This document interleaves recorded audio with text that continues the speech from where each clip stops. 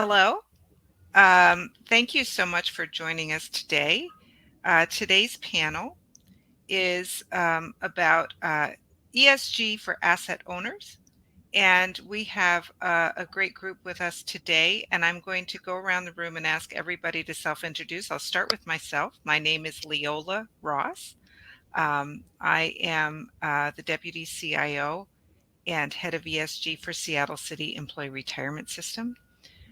Prior to this past year, when I've been at the Seattle City, I was with Russell Investments for 23 years and covered multiple aspects of the investment process through research, strategy, and practice work. I covered every asset class across the spectrum. I covered every region and every step of the investment process. And so we have three topics for you today. As we go through our theme, it's going to be diversity, equity, inclusion, climate, and impact. And so before we dive into that, I'd love for Jeff, Mandira, and Eric to introduce themselves. Let's start with Jeff because he is at my most left on the screen.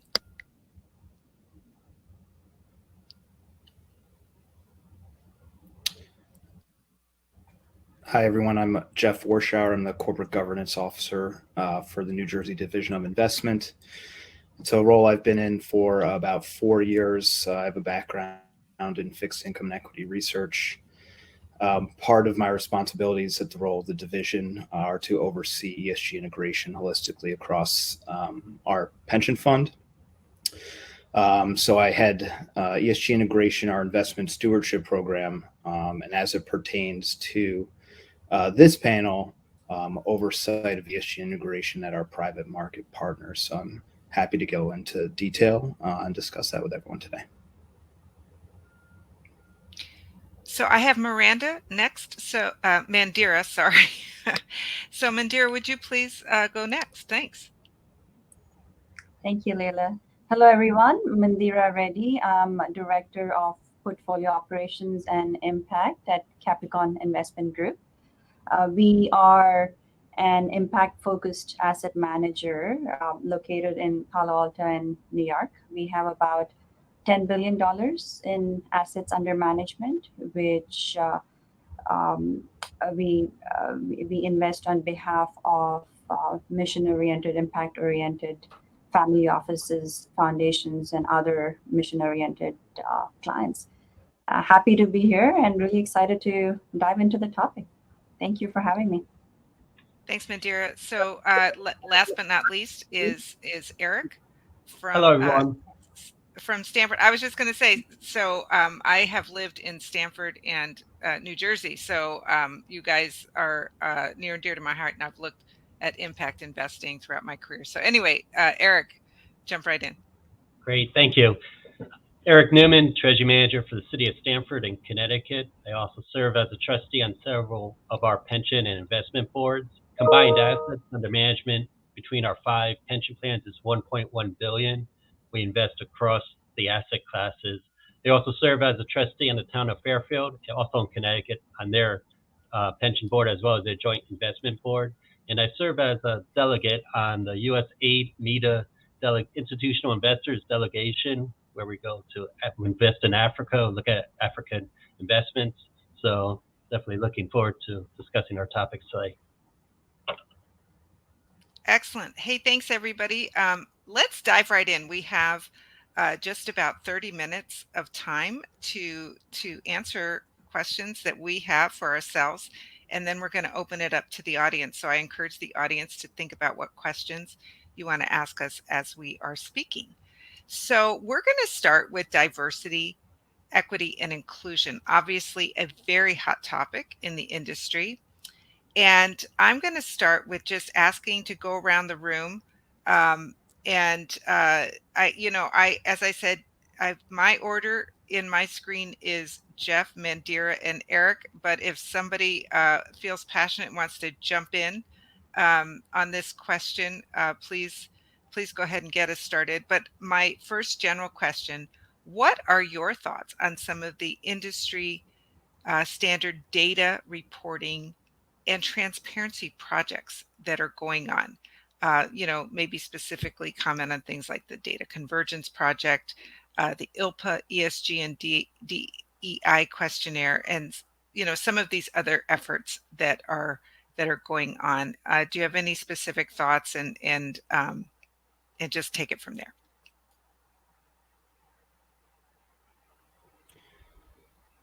Happy to jump in first. So just quickly, certainly, leveraging standardized reporting conventions and frameworks, we're highly supportive of. Anything that can help drive, reliable, comparable, and actionable data to make better informed investment decisions is great. So a lot of the frameworks that we've developed internally leverage standardized reports. So we certainly do use ILPA DDQ data in constructing our overall ESG assessment of GPs. And we do collect diversity information from GPs as well. Eric? Yeah, one thing I'd add, there's a lot of stuff out there, and it takes time. It's a long journey to get whether it's associations, regulatory bodies to get on the same page, and it's global. If you look at, not everybody's going to see it the same way. Everybody's going to look at ESG the same way. You could be in an oil-producing area or country, and you're going to have one different view versus another one, which is going to be importing it and trying to go the green route. So you have that regulatory aspect, and then even on proxy voting, it could be very different views of your board of directors. So it's going to be a long process, and it's important eventually we'll get to a standardized where we'll bring costs down, because you have a lot of investors are requiring different things, and it takes time for everybody to produce the stuff, and then you're not getting the same results. If everybody had at least a basic standard what the expectations were, then each have a groundwork, a stabilized base where to start working off of. So I think we have a long way to go, but it's important that we all continue to participate, get familiar with it, and when they ask for input, give input. So Eric, I'm going to just pick up on one of your comments that I thought was particularly interesting. One of them was, different standards, different interpretation across borders. And one of the things that has been brought to my attention recently that I think is quite germane to the diversity, equity, and inclusion topic is that two things. One is that, the U.S. government uses this EEOC sort of matrix that they use in the United States. And other organizations are working outside the United States, and they have a different group of definitions. So, for example, the EEOC talks about Native Americans, whereas other countries might talk about indigenous peoples.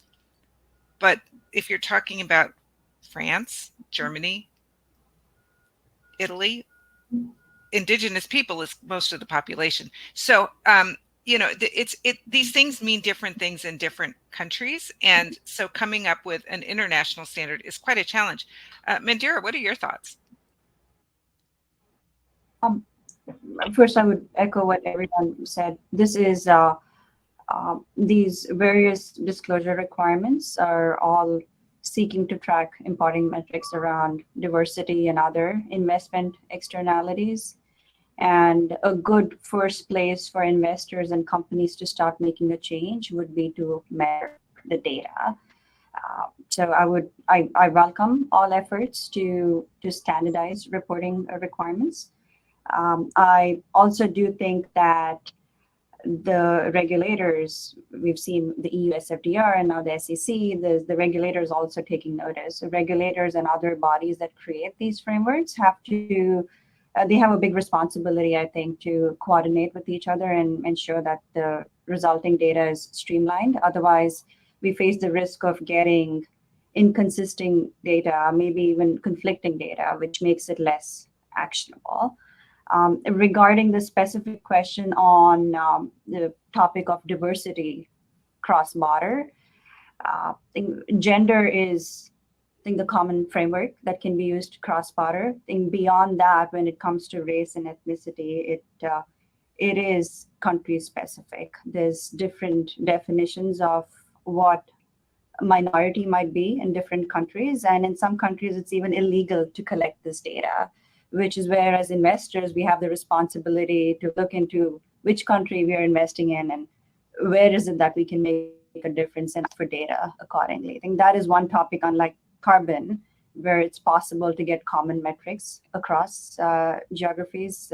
Diversity is more complex from a reporting standpoint. Excellent points. And I am just itching to get to climate, but I do have a couple more questions on DEI that I hope we can very briefly get through first. So one of them, I'm kind of looking at Eric and Jeff. Uh, Eric with a relatively small plan, and Jeff with a relatively large plan. And so I'm just curious, how do you consider diversity, equity, inclusion in your manager research, selection, and oversight? And how do you find that more diverse pool of managers, particularly in the private space, right? This is different. This is not an area where there's public information about a lot of these firms. So how are you thinking about this, and how are you conducting your research and selection in a way to kind of bring some of these issues to light? And maybe let's just start with Jeff on this one, as the large plan, maybe the one with more information, and then let's hear from Eric, who maybe has to do things a little bit differently from the smaller plan perspective, maybe more like what I have to do. So anyway, Jeff, why don't you go first? Sure. So we do address it in a number of ways. So we have a MWBE considerations at the statutory level that asks us to consider women and minority-owned businesses in how we operate, and we certainly try to collect information and move forward and progress there to the greatest extent possible. New Jersey recently also announced in April a new emerging managers program, in which we'll be allocating capital to funds to then direct to smaller, emerging, and diverse managers. So our first commitment was for $250 million, in which Barings, the manager, will turn around and look to source to about 10 to 25 emerging managers. So we look to that opportunity to allocate capital to specific parts of the market that we wouldn't have otherwise been able to access. So that's the first part in that program, and we think we'll be allocating additional capital to follow to other managers. Cool. Jeff, Eric, what are your thoughts? So on us, being a much smaller plan at the municipal level, we operate through consultants and OCIOs for a lot of our research and allocation, looking at different managers. So we're a little bit farther away on the journey. One of the plans I'm on, we've implemented over the years ESG policies into our investment policy, but it is very limited how far we could get in that aspect. To find managers, it's about getting out there, attending different events, getting involved in trade organizations, and connecting with people, knowing that, many people, if not certain firms or from certain backgrounds, you're going to have much more challenging to get through the barriers, get up the hill.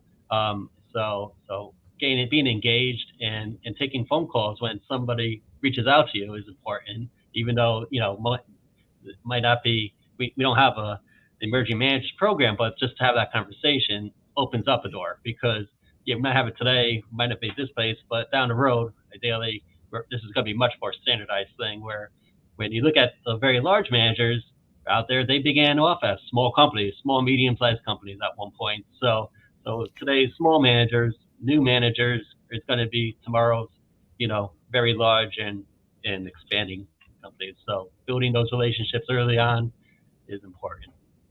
Thanks, Eric. I'm going to just echo the networking aspect that you highlighted. One of the things, so SIRS is also quite a small plan at 4 billion, and we're doing the majority of our private investing through fund of funds managers as well. And a lot of times when some of these emerging managers reach out to us, we provide an introduction. And I think that getting people that introduction and showing the support through that networking is certainly helpful. So I'm gonna summarize our comments on the DEI section of our chat today. With reporting is good. Uh, Getting consistency has its challenges. We're all doing what we can to encourage that reporting, use the reporting that's there, and work through some of these challenges. And gender is much easier than race and ethnicity. I think that's a really interesting takeaway. And then, the second takeaway I have from this is that there are ways to incorporate DEI into your research, selection, and oversight. Certainly, carving out emerging managers is one of them. It's not possible for everyone, but certainly kudos to the state of New Jersey for working on that. So let's shift over to climate.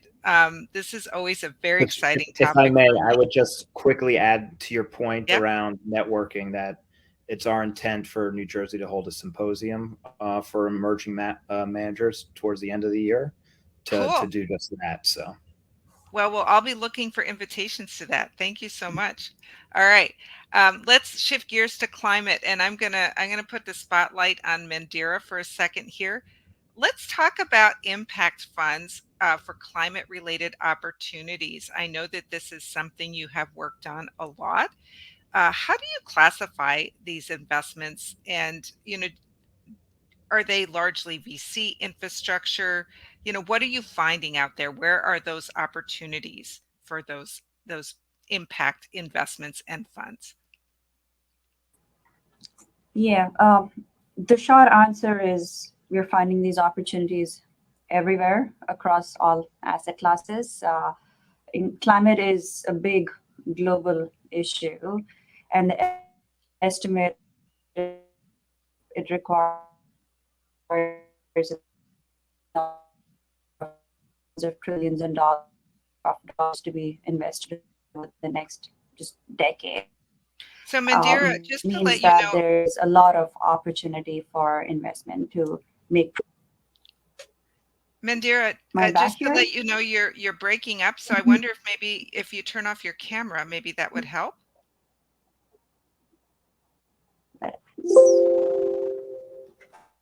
Okay, let's try that without the camera, and maybe summarize what you said a moment ago.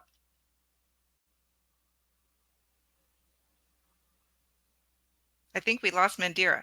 Let's come back to that. We have another whole section on impact. And so, Jeff, I've got a question for you. What opportunities are you seeing specifically in private assets for climate, and how are you allocating to that in your private asset portfolio? sure, I would say, broadly, when we're comparing the public market opportunity set to the private markets, we see the vast majority of opportunity to capitalize on the energy transition within the private markets. So, and we're looking to do that across asset classes. Now, we don't have earmarked capital necessarily for such impact type investments, but these things naturally fall into our categories within private equity, private credit, real assets. So what we have done in the past is, more recently in some funds, we participated in the TPG Rise. I think that was probably our first, and follow on funds and they announced a climate-specific opportunity, largely based on what they were seeing in prior funds, that the opportunity set around impact had been gravitating towards climate-oriented strategy and opportunities. So also across renewables, and we're looking at the energy transition in terms of risk mitigation, adaptation, and those types of opportunities across asset classes. Cool. I'll just jump in with what we've been finding, because we've actually spent a fair amount of time on this in Seattle, and we're seeing the most opportunities actually in our infrastructure portfolio, very much echoing some of the comments you've made, Jeff. And really some interesting um, transition strategies, also some very interesting activities around traditional energy, where there's just been a huge effort to cap methane leaks, reduce flaring. But then on the renewable side, we're seeing increasing activity on renewable natural gas, for example, through methane capture at dairy farming facilities and whatnot. And also quite a lot of discussion around water and waste management. And that's in addition to, just building out infrastructure to help move things around when we're talking about new energy. Obviously, always lots of discussion of wind and solar power and some of these other sort of what we think of more frequently when we think about renewables. But I think renewable natural gas is one of the ones I've started hearing about more recently. So some very interesting stuff there. Just jumping to the next question, risk management. This is for everybody, and hopefully Mandira can get back in. And so apologies to the audience for that. What concerns do you have? And this is still related to climate. What concerns do you have with regard to private capital and what they may be missing in the climate transition?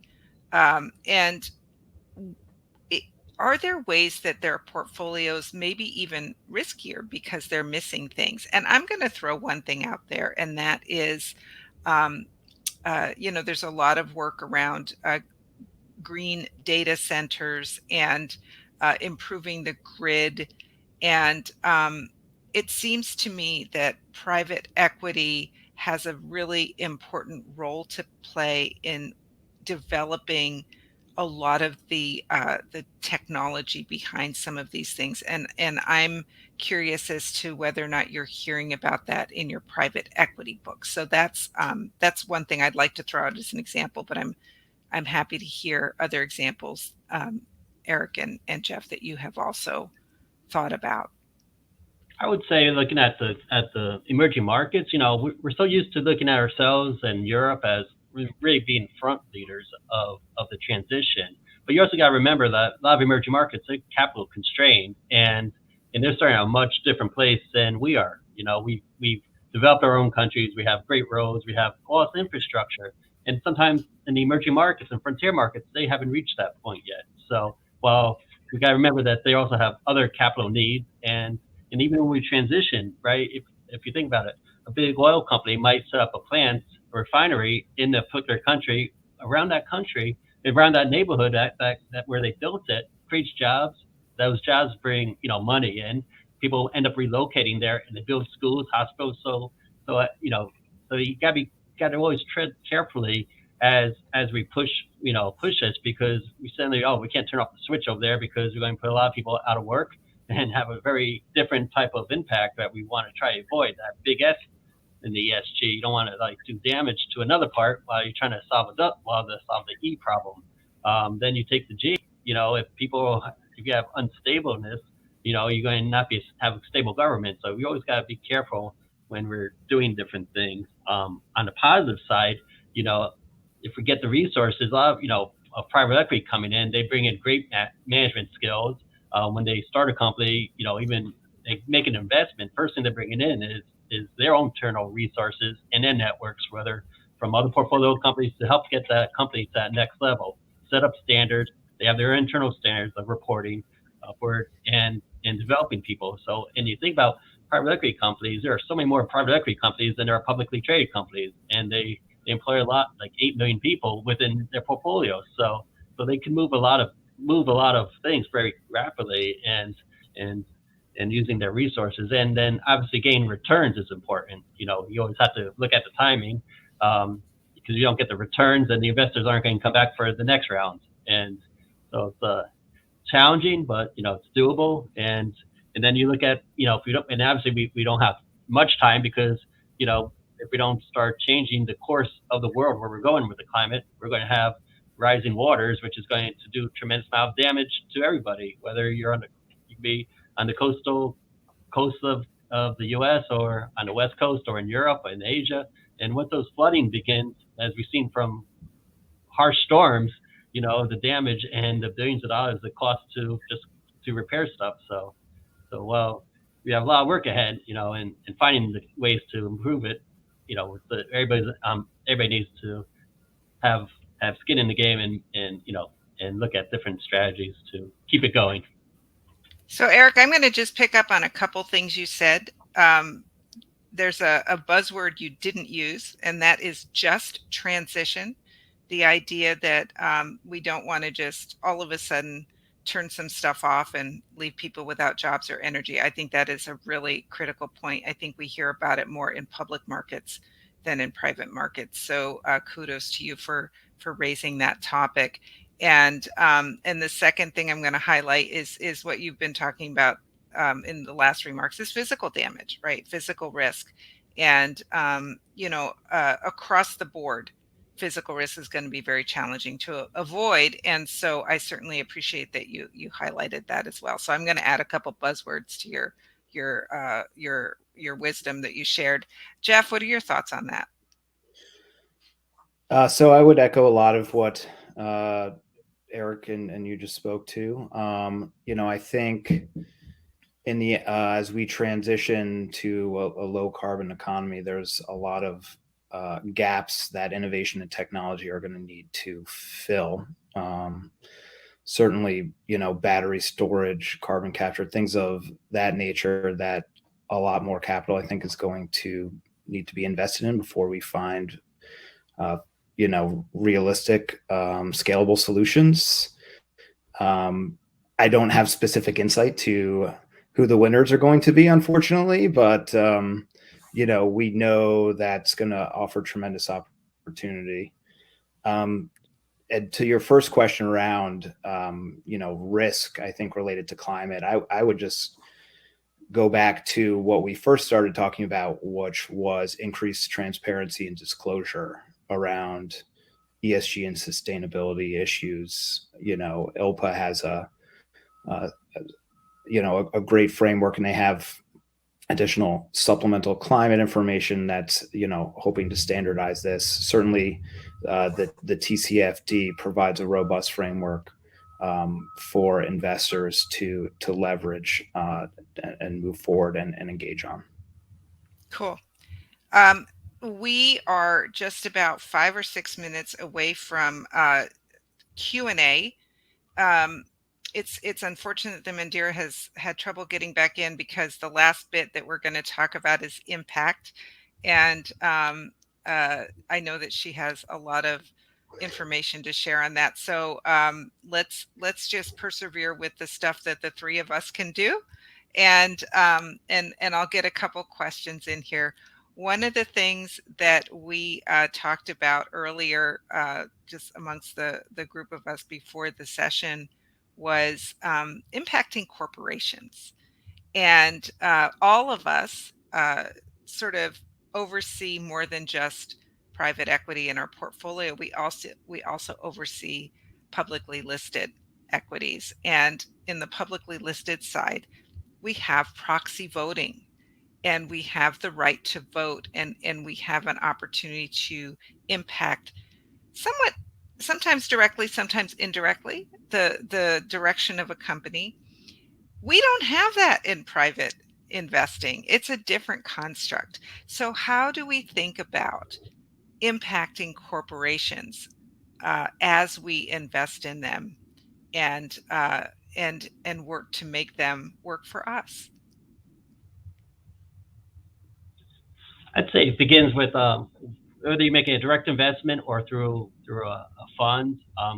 Somebody's going to have voting shares, whether it might be two owners, it might be a block owner, but they have a huge influence. And the management team, if they're not moving the right direction, especially within a private equity portfolio company, if a private equity firm, is on board, is moving one direction, and the portfolio company is not going in the same direction that they expect them to do, they can implement changes pretty rapidly and aggressively.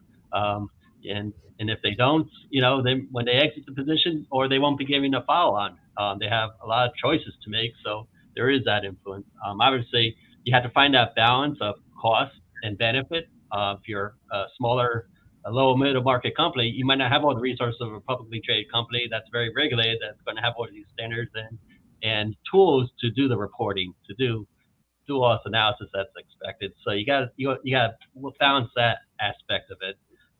When it comes to proxy voting, it sends a message that it's going to be more common. I know a couple of the very large mutual funds have been bringing it up, and they're going to be building it into their options within the retirement systems that they provide to different companies, where you could, within your target date funds, you could in the future, you'll be able to cast your votes on on some of the key topics, and then obviously they'll take all the numbers and use that to start influencing direction when they So cast their votes. So excellent. So I think Eric's message is we don't have proxy voting, but we have the opportunity to impact, and let's make sure we do.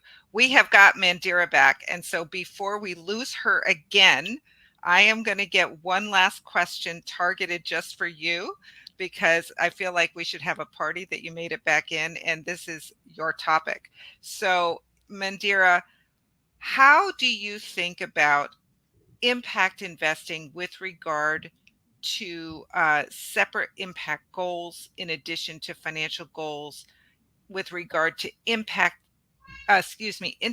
impact into a broader way of investing? Talk to us a little bit about what it is you can think about achieving through impact investing. And in this sense, I'm not talking about what we just discussed, which is impacting the corporation. Here, I'm talking about more of a social impact or an environmental impact. How do you measure and foster that? And what's the trade-off? Is there a trade-off with regard to financial returns? So take it away. This is your topic, and we know that you're the expert on that. And I'll try not to lose you again here. Apologies for the confusion earlier. Regarding how we think about impact, at Capricorn, it's impact is just in our DNA. It's the impact mindset is embedded across the organizations. It's not like a separate function, which means that every person at Capricorn is responsible for integrating impact into any investment that they assess. Any investment discussion that we have in our investment committee, alongside financial returns, also has a discussion on, can we create an impact or social and environmental impact through this investment? If so, how and how much impact? I think that's the key difference between ESG and impact. When we think ESG, we usually think about negative externalities of any business, be it social or environmental. It could be negative externalities of any business in any sector. Impact is, you could think of it as ESG on steroids, where it's not about negative externalities. You're actually thinking about intentionally thinking about how a company's product or how a company's core service can have a social or environmental impact. And for such investments, it's usually hard to segregate between financial returns and impact, because there's a high correlation between a company achieving its impact through its product and how commercially successful it might be, which is where we don't think about it as a separate goal. Of course, we do assess the impact, but we look to maximize impact within the constraints we have for risk or return for our clients. So that is a great note to end our prepared remarks on, that it's hard to separate impact from financial, because the financial success of the firm helps drive that impact. And I think that's a very sort of poetic end to our prepared remarks. And I would love to open to questions. And so do we have any questions coming in from our viewers?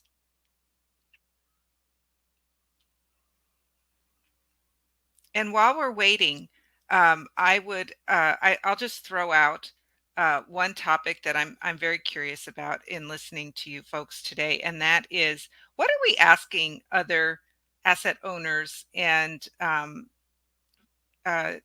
GPs and fund of fund providers and consultants to do? What are we asking of them with regard to DEI? ESG and impact. What are we looking for in regard to leadership on these topics? Sure, I can start. It may be more of an observation than an ask. I think we are moving in the right direction on this topic, but ESG has become such a hot topic that it's almost become commoditized at this point, where it's turning into, in many cases, a check the box compliance type function. Nothing wrong with that, nothing wrong with compliance, but sometimes we run the risk of questioning why we are even tracking these metrics. Is it just to generate returns because opportunistically now we are able to charge a higher fees, for example? Or is it because there's truly an intention to make that impact? So when investors choose where they invest, I think that is one topic to be mindful about, to see just because the firm is great at reporting doesn't automatically mean they're great in generating impact or generating ESG success. To read it between the lines and to truly understand how authentic these teams are, I think is very important in this day and age where we are bombarded with all types of ESG reports and impact reports and regulatory requirements. All that is fine, all that is great, but there's a more fundamental question on what is it truly that an investor brings to the table that can help shape how a company operates. Cool. I'm going to just pick up on a little bit of the DEI conversation we had earlier, and I would posit that I think we are asking the industry to be more meritocratic. I think that if we as an industry are a true meritocracy, if we are truly looking for the best opportunities, it probably wouldn't look as undiversified as it is. I think there are diverse opportunities across different parts of the population. There are opportunities women and minorities can bring to the table here in the United States. Obviously, minorities mean something different in different countries, as we've noted. So I would say my simple assessment is we're asking for a meritocracy, and so that would be what I would offer. Eric, Jeff, what are your thoughts? What are we really asking of the industry? Definitely for change. I think the private equity industry, we know that the numbers are horrifically low and not inclusive, and that has to change. It's going to be changing. When you're in school and you realize that you have great part of the population, your classmates are going into digital marketing because they won't go into finance because they say, "Oh, I'm not going to get a job. I'm not going to be able to compete." It sends a message, and as people in the industry, we got to change that. You got to build the talent pool. You got to build the pipeline. You got to pull up extra seats, get people on boards, even at the little things. At the municipal level, everybody lives in a town, or if you live in a city, get engaged. If you think about, in Connecticut, we have 169 communities. That means that at least 169 different communities with pension plans. And most of these boards are the people in their community who come from the financial services or asset management industry or actuary to participate. And that's an easy way to get engaged and gain experience on a public pension board. And as well as being engaged, getting involved in other organizations and keeping the dialogue going, listening to people, and encouraging people to go into this industry. It's a good industry. You learn a lot of growth, and it's changing. Just because it was done this way for a very long time, things will change, and more diverse organizations will outperform. We know that for sure. We've seen it, and in the future, you know, moving forward. So Cool. Jeff, any I, thoughts? yeah, just I would add real quickly, we're looking for everyone to help us address the, fundamental financially material issues that impact our investments, right? That's what we want. Investors overseas are looking for double materiality. So we're asking for all of the capital market participants here today to be able to do it all.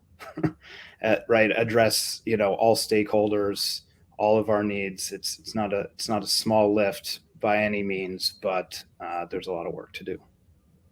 So again, that's an excellent point. Oh, I am seeing a question. I was wondering if I was looking in the wrong place. Let's see here. So we have a question.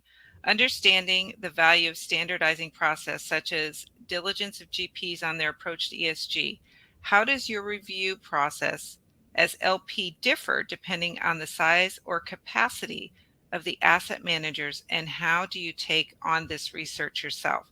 I'm gonna start with answering this in a slightly different way. So we do two types of investing at Seattle City. We do investing through funds of funds for private equity, and we also go directly to GPs for other parts of our private book, such as credit, infrastructure, and real estate. And I would say not only does it differ by um, how long the manager has been around and how much asset they have, but also the type of investment they're doing. So, for example, I've mentioned infrastructure before, and I think it's just so relevant to this entire discussion because on the DNI front, DENI front, it's like it's like there's no women anywhere. You almost wonder, where are the women in infrastructure? Maybe because we're not defining childcare as infrastructure yet. I don't know. But it's just it's astonishing just how few women there are in infrastructure, and minorities as well. But really, just no women whatsoever. It's a shocking thing. But on the climate side, there's so much heavy lifting happening on the infrastructure front. And so it's very interesting to me that yes, I think you're absolutely right. Size and capacity of the asset manager, sort of how the asset manager evolved, what maturity level they're at, how big they are, as all of these things matter. But I think it's also going to be different by the type of product you're looking at. So I would put that out there. Um, I think we have run out of time. Um, they are thanking us. So I'm going to thank our audience and I'm going to thank our panelists. Thank you, especially to Mandira, for all your work getting back in and giving us some of your words on impact investing. Thank you so much to Eric and Jeff. And thank you to Mergers and Acquisitions for having us here today. Thank you all Thank so you. much.